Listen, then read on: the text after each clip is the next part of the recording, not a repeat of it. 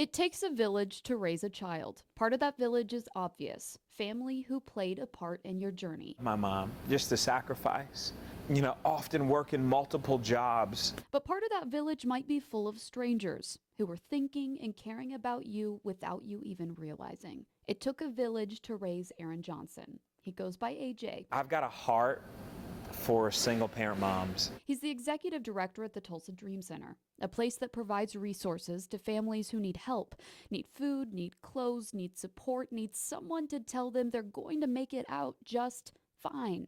The mission here is simple. I know you're in a struggling season, but it gets better. Don't quit. It's a mission that hits home for AJ. A young man, young boy, essentially having to take on adult challenges. I felt that.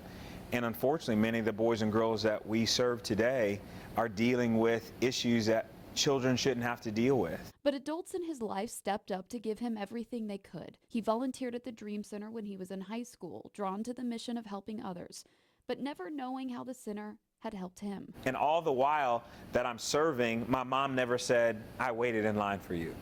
Whew.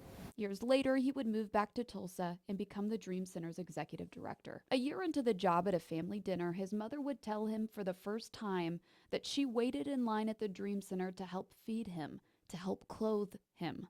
When I found out some of my Christmas gifts came from the Tulsa Dream Center, it shifted something in me, because it's like, to be in a position of leadership. It takes a village to raise a child.